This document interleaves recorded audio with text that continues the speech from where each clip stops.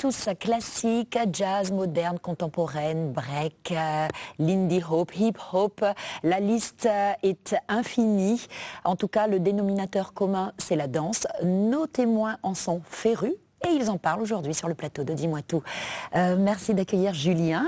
Julien, merci d'être avec nous. Vous êtes danseur hip-hop et vous comptez en faire votre métier de cette discipline. Ça. On en parle dans un instant. Shihan est également avec nous. Il est danseur de Lindy Hop. Il nous dira ce que c'est que ce style de danse et il nous dira également comment il doit tout à la danse et notamment l'amour de sa vie. Leïla est passée du classique pour arriver à la pole. Elle nous expliquera un petit peu ce parcours. Il a le look, hein, Anthony. Il fait de la breakdance et notre référente aujourd'hui est Véronique Moutoussamy, professeure de danse contemporaine au Conservatoire régional. Merci en tout cas à tous d'être venus. Shihan, l'histoire m'intéressait. L'histoire était assez piquante. La relation entre la danse qui vous ouvre les portes de l'amour. Vous nous racontez ? Alors, moi, je suis né au Sri Lanka et je faisais 10 ans en Nouvelle-Zélande. Et c'est là-bas que je reconnais ma partenaire Karine. Qui est réunionnaise. Qui est réunionnaise. Et la danse Lindy Hop aussi. La première fois, j'ai attendu la Panthère Rose. Je ne savais pas qu'on peut danser sur ce style. Et je vois Karine a dansé et voilà, c'était... je commençais à danser le Lindy Hop comme ça. Et après, on a reconnaître dans un stage de danse en Suède, 7 ans après quelque chose. Et après, je suis venu à La Réunion pour voir c'est quoi cette île paradis. Donc, j'ai resté il y a 3 ans maintenant. Alors, le Lindy Hop, comment on peut décrire cette danse, Véronique? Ça vient de Harlem, New York, aux États-Unis, les années 30-40. Donc, c'est vieux. Et c'est très collé avec la musique jazz qui swing. Donc on danse vraiment ensemble avec la musique et ça se voit sur la piste. C'est joyeux et c'est rigolo, c'est pas du tout sérieux. Je dis ça souvent pendant mon cours. Mais c'est très physique, c'est quand même très physique. Il y a beaucoup de techniques et c'est très physique. Aussi, oui. Mais on amuse d'abord et après, le technique, ça vient tout seul. C'est comme ça on partage la danse aussi. Amusement d'abord, après, quand tout le monde est heureux, on peut avoir les bonnes techniques ensemble. Et donc vous enseignez le Lindy Hop, Shihan, et ça prend ici, les gens s'y intéressent? Oui. Alors, à mon avis, c'est jamais assez.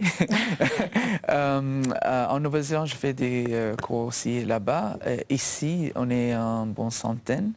Donc, je partage le cours à Saint-Pierre, Saint-Gilles et Saint-Denis. Ça commence, c'est le début. On existe il n'y a que 2 ans à La Réunion. Ouais. Mais oui, pour moi... Ça prend. Oui. Tout le monde amuse. Tout le monde danse avec tout le monde, les anciens avec des nouveaux et tout ça. C'est notre esprit pour partager avec tout le monde. Oui. Véronique, au conservatoire, vous enseignez déjà un certain nombre de danses. À voir pour le Lindy Hop. Oui, tout à fait. Hein. Bientôt. Donc nous, on a une spécificité. Oui, à La Réunion. Donc au niveau du conservatoire, c'est vraiment un conservatoire spécifique. Parce qu'au-delà des danses classiques et des danses contemporaines, qui sont aussi proposées notamment dans les conservatoires de métropole, à La Réunion, nous avons des danses traditionnelles qui sont enseignées, telles que le Bharatanatyam, la danse africaine, la danse afro-cubaine, les danses traditionnelles de La Réunion et le Maloya. Et donc c'est vrai que c'est une spécificité locale et qui met en avant tout ce qui existe sur le territoire, en plus des danses classiques et contemporaines. Alors quand on dit conservatoire, il y a tout de suite un petit côté, une distance qui se crée, etc. C'est ouvert à tout public? Ah oui, complètement. C'est ouvert à tout public, à toutes les bourses. Et on a différents cursus, donc différentes formations qui permettent donc d'accéder sans problème à la discipline chorégraphique et puis à aller vers la discipline chorégraphique qui nous tient à cœur. Voilà. Alors, comment vous vouliez faire de la danse votre métier dès votre plus jeune âge? Alors, donc moi j'ai commencé la danse vraiment dès la petite enfance. Et Classique? Non. Ouais, c'était de l'éveil, donc l'éveil. Et en 87, donc il y a eu la création du conservatoire à la Réunion par Pierre Lagourgue. Ouais.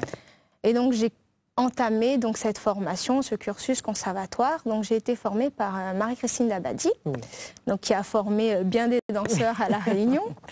Et donc après cette formation conservatoire, donc j'ai obtenu un diplôme qui m'a ouvert les portes vers la formation supérieure d'études chorégraphiques. Donc je suis allée à Lyon, au Conservatoire national supérieur de musique et de danse de Lyon.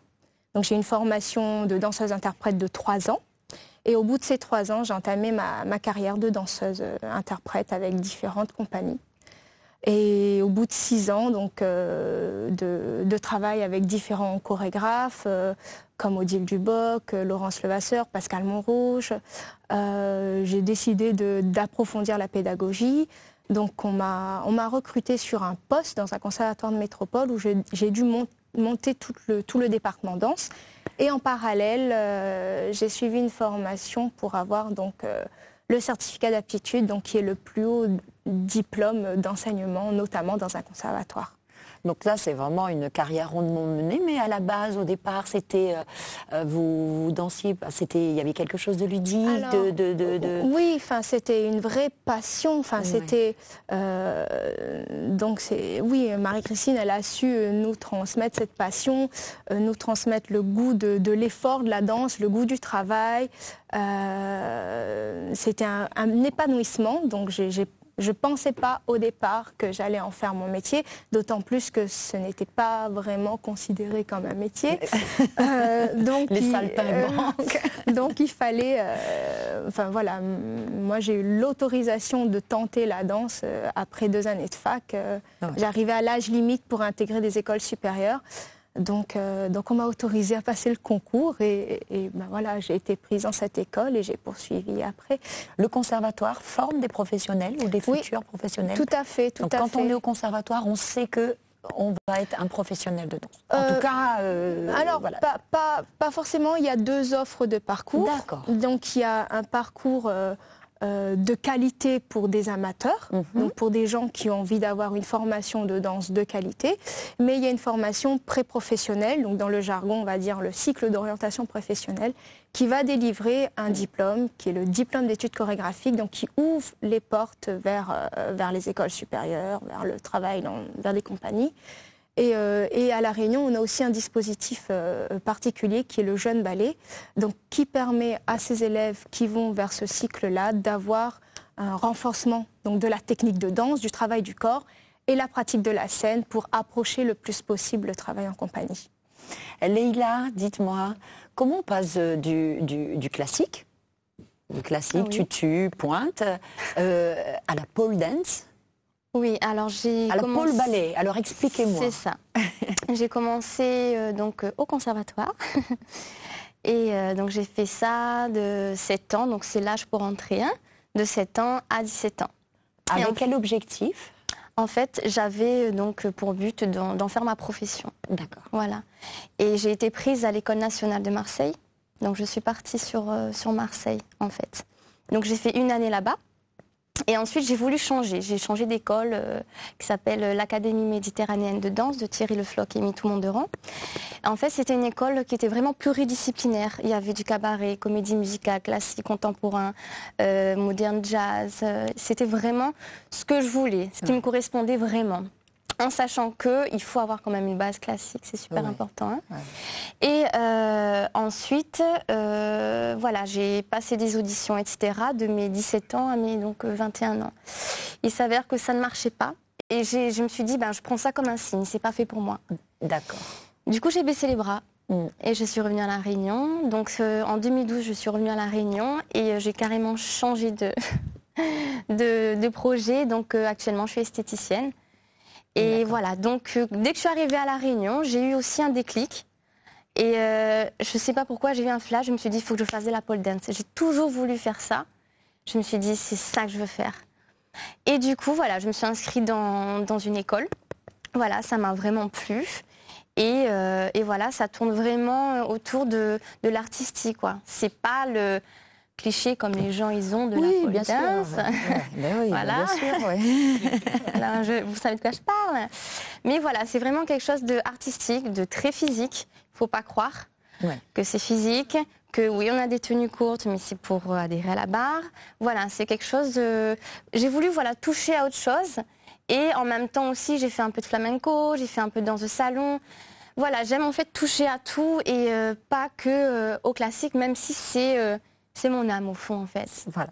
Et justement, quand vous vous êtes dit, je baisse les bras parce que visiblement, j'y arrive pas, etc. Voilà. Comment vous l'avez ressenti à l'époque? Est-ce que ça a été du domaine de la déchirure, toutes ces heures consacrées à travailler, à aller chercher l'excellence? Oui, parce qu'on cherche toujours à vouloir la perfection. Bien sûr. Et en fait, ça m'a aussi déçue de moi-même parce que toutes ces heures, c'est physique, mais c'est aussi mental. Les deux, ils vont avec, ça marche avec. Dans ce métier-là, enfin comme plein de métiers, mais celui-là, c'est voilà. Et je me suis dit, c'est bon, j'arrête tout, j'en ai marre. Mais finalement, ça me poursuivra jusqu'à ma mort.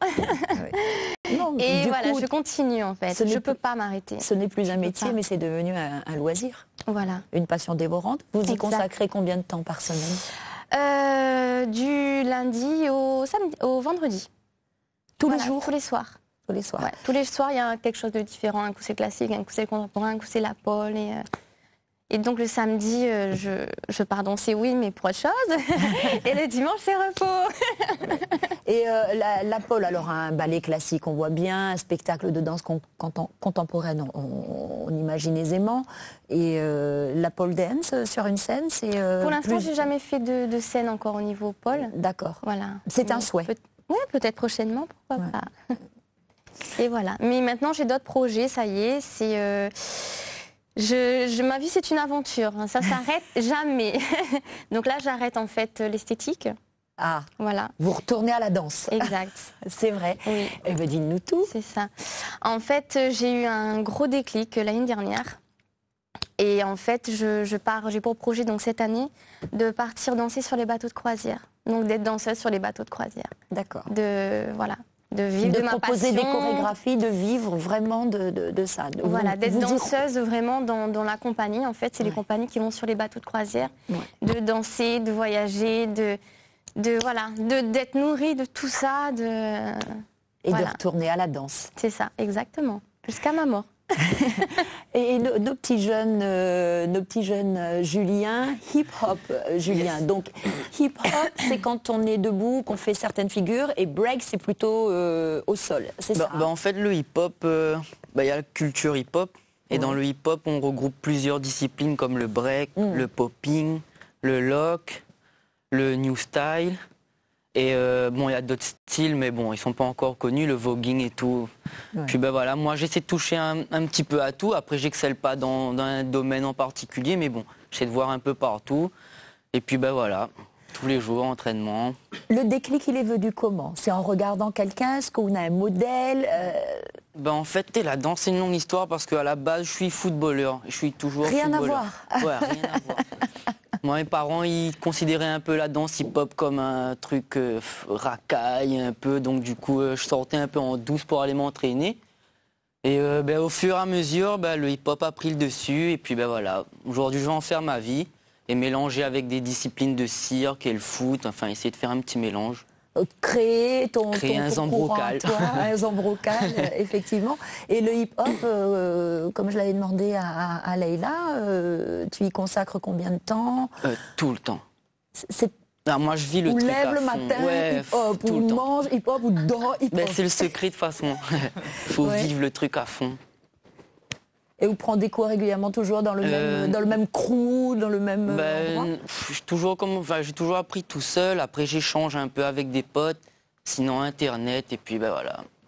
je m'en sors comme je peux. Et du coup, justement, les parents, quand ils voient plus tourner vers le hip-hop, est-ce que Zoti accepte mieux aujourd'hui? Ouais, aujourd'hui, ouais. Parce que maintenant, je commence à faire des scènes et tout. Mais donc, sinon... du coup, ils se rendent compte. Ouais, voilà. Puis ils se rendent compte aussi, ils me voient tout le temps m'entraîner. Du coup, petit à petit, on s'y fait. Mais bon, après, voilà, j'ai galéré un peu niveau scolaire, pas honte de le dire. À trouver un travail, puis voilà, maintenant je me mets à fond dedans, même si c'est difficile parfois, mais bon, qui ne tente rien à rien, et puis chaque chose en son temps, comme on dit. Et la finalité de tout ça pour vous tous, finalement, bon, danser, c'est après montrer ce qu'on a fait. C'est le regard de l'autre, le regard du public est important pour un danseur. C'est avant tout une expérience qu'on veut mener. Ouais. Un parcours, voilà, on parle de rencontres pour voilà, s'enrichir des uns et des autres. Et puis je pense que partant de là, on peut naître une vidéo, un concept sur la rue, sur des places comme le débarcadère à Saint-Paul, où il y a des gens qui passent. Puis c'est vrai qu'à ce moment-là, quand on voit que les gens s'arrêtent pour nous regarder, ça nous redonne de l'élan. C'est gratifiant. Voilà. Ouais. Après, c'est aussi une nécessité finalement, parce que quand on veut faire passer un message, parce que c'est aussi pour ça. C'est d'abord vecteur de message pour toi, Anthony? Disons que c'est pas d'abord vecteur de message, parce que quand j'ai vu cette passion, quand je l'ai regardé la première fois, quand j'ai vécu ça, ouais. J'ai pas senti le message, ouais, fais ci, fais ça dans la vie. Non, c'est vraiment waouh, c'est génial. Un coup de foudre. Un coup de foudre. Ouais. Ouais. Et du coup, en le pratiquant, quand j'ai vu que ça marchait, les gens réagissaient, et c'est cette réaction des gens là, en fait, pour moi, c'est ça qui m'a donné envie d'aller plus loin. Et après, voilà, si on veut aussi se professionnaliser là-dedans, il faut porter une idée, un message parfois, pour que les gens, que ça les atteigne. Ouais. Le message, il est divers, il est parfois sensible, et les gens parfois, voilà, quand on fait une danse, on n'a pas forcément l'intention de créer de la joie ni de la tristesse, mais les gens parfois, ils finissent par avoir des larmes, de l'émotion, et il est là notre, en tout cas, voilà, notre but. Et pareil, au niveau de la cellule familiale, de l'entourage, les réactions, les regards, les conseils, les désapprobations, ici il y en a eu, Anthony? En tout cas, on a eu la chance d'avoir tout de suite des opportunités après mon parcours scolaire. Il y avait des inquiétudes forcément vis-à-vis de mon bon parent, tout ça. Ouais. Mais comme tout de suite, moi t'es à la débrouille, moi t'es lancé dans des aventures. Voilà. Et puis c'est surtout m'a ouvre le champ de possibilités aussi, quelque part. M'intègre le cirque, m'intègre le contemporain. En tant que breaker, il faut tendre aussi vers d'autres disciplines. Okay. Il y avait aussi le théâtre aussi, parce que du coup, quelque part, on est dans un jeu. Et ça, jusqu'à présent, il aide à moi à vivre en tout cas ma passion. Ouais. Ou vie de passion, ou c'est quoi? Ou enseigne ou... Alors en fait, moi, je souvent dans des créations. Oui. Et voilà, me fait des représentations dans les théâtres, tout ça.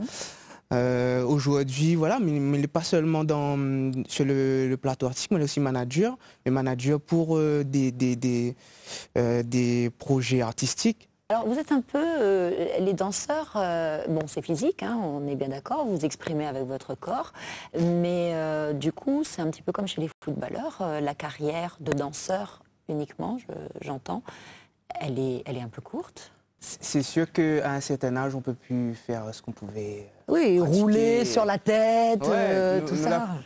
D'ailleurs, moi, il me ressort d'une blessure. Ah. Et, les risques du métier, c'est... Les risques du métier, ouais. Et c'est ça c'est dû à l'usure. Mentalement, parfois, de vivre de la danse, c'est difficile quand même. Et tout ça a fait qu'à un moment donné, blocage, blessure, arrêt pendant un certain temps. Et comment repartir de plus belle? Et remise en question. Et là, on dit, on gagne plus fait... la main, etc. Voilà, ça fait. Et c'est là que ma rencontre un prof yoga. Allez. Il vient de l'Inde, tout ça, et arrivé, m'a dit, cette personne-là a dit à moi comme ça, il suffit d'avoir des postures, moyen de respirer, tout ça, pour retrouver une stabilité et laisser appuis. Et effectivement, pendant 4 mois, pendant ces 4 mois de blessure-là, m'a travaillé ça malgré la douleur. Et m'a retrouve en tout cas beaucoup plus d'agilité en moi que m'avait auparavant. Et on a pu renouer avec ces figures compliquées et risquées. Et risquées, sauf que maintenant, il me fait plus attention parce que c'est aussi dû à l'alimentation, plein de trucs. Et tout ça me fait attention. Et aujourd'hui, finalement, après c'est ça aussi, c'est que la danse n'est pas forcément obligée d'être dans la performance. Donc, c'est vrai qu'on a en tête ça, la performance, et notamment dans vos disciplines à vous, hip-hop et break. Oui, quand on casse une affaire, c'est là que vous dites, t'es pas obligé, on pas obligé, faire salto ou quoi, c'est la danse, quelque part, on a une fluidité à trouver, de bons mouvements. Et il est là toute la quête que vous doit mener, c'est-à-dire comment manipuler ce qu'on est en tête sans forcément avoir de blocage. Et du coup, on a moins de blessures parce que tout coule de source. Et là où ça va pour une temps sur un plateau. Donc voilà. L'alimentation, justement, on en parle. Les danseurs, tu fais attention, vous faites attention. En danse classique, il y a toujours ce préjugé qui court en disant les danseuses classiques ne mangent pas, c'est une pomme le matin, un verre d'eau le soir. C'est ça. Tous les jours. Non, c'est pas vrai. Non, avant, quand j'étais vraiment dedans, etc. Oui, c'est sûr, il faut que ce soit quand même une bonne alimentation, quoi. Voilà. Après, ça dépend de ton état psychologique, si t'es faible ou pas, etc. Mais je veux dire, moi personnellement, je suis jamais tombée là-dedans, on va dire. Et après, au jour d'aujourd'hui, en fait, comme je me dépense tous les jours, je me dis, c'est bon, allez, je me fais plaisir. Donc voilà, je me fais plaisir. Après non plus, il faut pas aller dans les excès. Tout excès est mauvais de toute façon. Mais voilà, un peu de tout un peu, comme dit mon père. Et puis voilà, c'est bon. Pareil pour Julien, Chiane, Anthony, Véronique. Moi, je mange bien attention à avoir un régime drastique, particulier. Si, de ouf. Non, moi je fais attention. Si par exemple je sais que je dois danser, j'ai des périodes de spectacle, c'est sûr que je vais faire attention. L'alimentation sera différente. Voilà, je vais privilégier des pâtes. Et puis après, un curry reste un curry. Avec un petit peu de piment. Voilà, l'arrière, en face à Rogaïs aussi. Je crois que pour faire attention. Parce que sinon, j'ai blessé une fois. On se blesse. Oui, aussi, il faut chauffer toujours des petites choses pour durer plus longtemps que possible. Parce que sinon, on ne peut pas faire des choses qu'on aime bien. C'est dommage, en fait, si on ne fait pas attention avec ça. Mais après, c'est un carré. C'est vrai que, par exemple, pour des problèmes de tendinite, on conseille souvent d'arrêter tout ce qui est laitage. Donc, il y a vraiment un lien entre ce qu'on ingère et après notre puissance musculaire, notre capacité physique et comment on protège le corps aussi. Mais disons que le corps, c'est un outil de travail. Donc préserver. Non, mais c'est un peu comme en référence à ce papa te dit à moi, comme tu utilises son outil, ranger après. Oui. Laisse pas traîner, sinon ça perd de matériel, tout ça. Et les vrais cas. Bim. Mais oui, et puis après, une fois que me danse, les tirements là, on a plein de choses, ils replacent à l'intérieur. Et quand on lève le matin, on a de nouveau envie de retrouver, en tout cas, la danse. En tout cas, merci à tous d'être venus nous parler de votre passion. On sent la passion en vous. Bonne continuation pour vos différents projets. Merci à vous de nous avoir suivis. L'émission, vous le savez, est disponible en replay sur Plus et sur La Première. Et puis, comme à chaque fois, on vous le propose, partagez, likez, proposez sur notre page Facebook Dis-moi tout et à très bientôt.